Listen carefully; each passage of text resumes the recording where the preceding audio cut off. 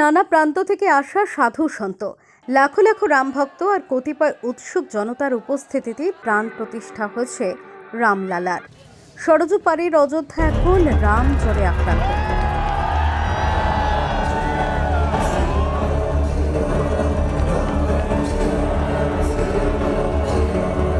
এ নিয়ে রামপথ থেকে ধর্মপথ, বিরাম নেই বল্গাহীন উন্মাদনার।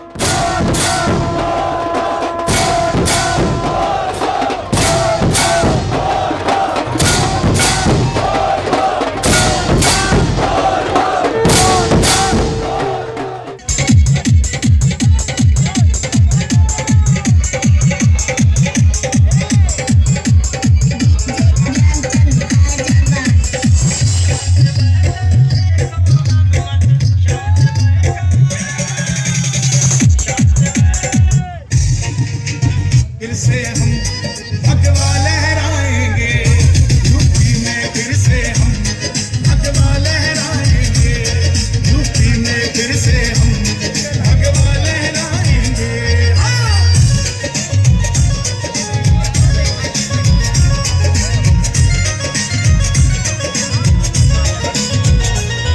योद्धा भी सजाती है, काशी भी सजाती है, योद्धा भी सजाती है, सजाती है। मेरे श्याम कृपा कर दो, घनश्याम कृपा कर दो, मथुरा भी सजाएंगे, घनश्याम कृपा कर दो, मथुरा भी सजाएंगे। ভোটের আগে তড়িঘড়ি অসমাপ্ত রাম মন্দির প্রতিষ্ঠার আজ আন্তর্জাতিক বই মেলাতেও বিতর্কিত বাবরি কাঠামো ধ্বংস করে রাম মন্দির প্রতিষ্ঠার অন্যতম দাবিদার বিশ্ব হিন্দু পরিষদের দক্ষিণবঙ্গ শাখার স্টলের পুরোটাই এবার অযোধ্যাময়। বইমেলা প্যাভিলিয়নের সিংহভাগ জুড়েই রয়েছে রামলালার মন্দিরের প্রতিচ্ছবি। আর শ্রীরামচন্দ্র স্টলে ঢোকার মুখে কাচের শোকেসে হিন্দি ভাষায় লেখা জিহাদ কথা আর আধ্যাত্মিক আক্রমণ ও রামের ঘরে ফেরার আখ্যানের পাশাপাশি হেমন্ত শর্মার রাম ফের লৌটে যেন একে অন্যের পরিপূরক। আরএসএসের শ্রী গুরুজি গোলওয়ালকার এবং ডক্টর হেডগেওয়ারের পাশাপাশি আছে গান্ধীজি হত্যা, 46-এর কলকাতা এবং নোয়াখালীর গণ হত্যা। হিন্দুত্ব, হিন্দু জাগরণের পাশাপাশি common man PM Modi, Shyamaprasad Mukherjee, আম্বেদকরকে নিয়ে নানান রচনা।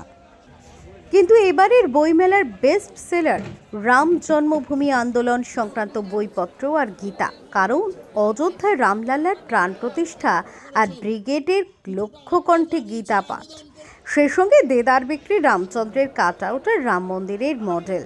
এমনটাই জানালেন বিশ্ব হিন্দু বার্তার উপদেষ্টা মণ্ডলীর সদস্য দিলীপ ছাওর। প্রথম থেকেই একটা মানুষের মধ্যে উৎসাহ কিন্তু রাম মন্দির নিয়ে, এবং এখানে আমরা যত রামচন্দ্রের উপরে বই বা রাম জন্মভূমির উপরে বই ম্যাসিভ আকারে বিক্রি হচ্ছে।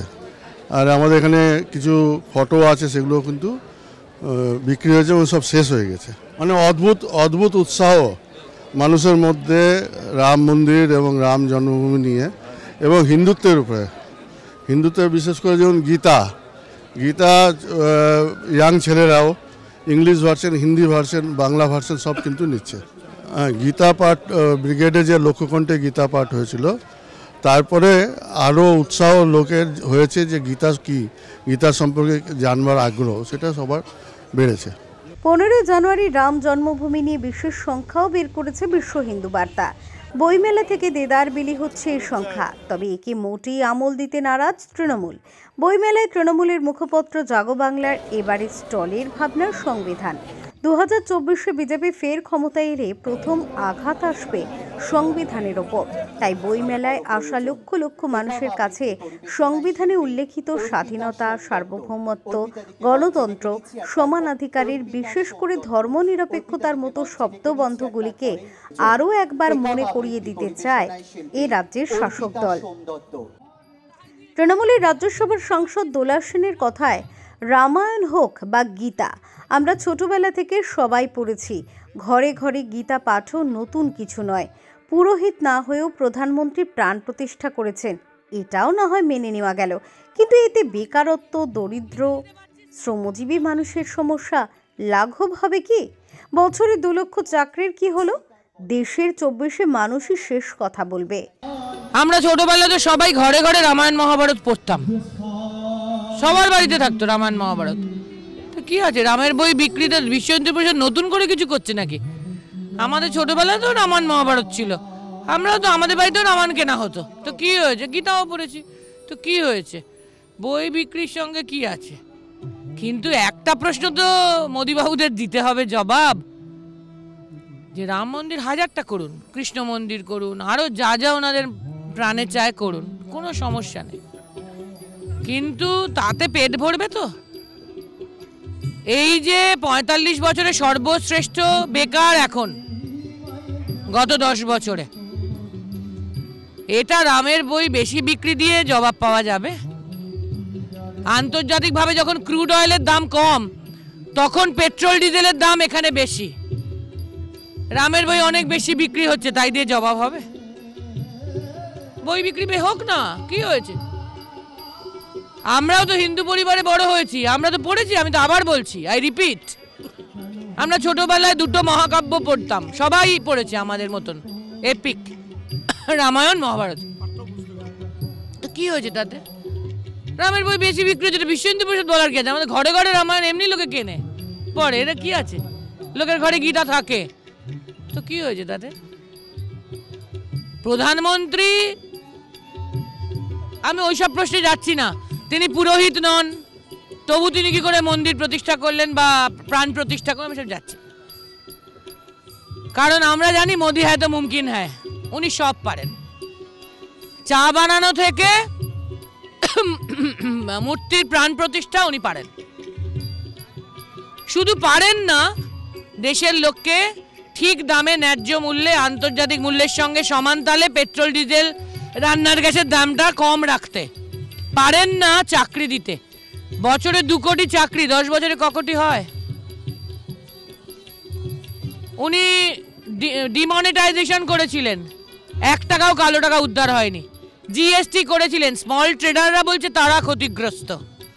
এনপিআর এনআরসি সিএ ঘোষণা করে আমাদেরকে সবাইকে বার করে ঘোষণা করলেন, সাসপেন্ড করে, আজও ইমপ্লিমেন্ট করতে পারেননি।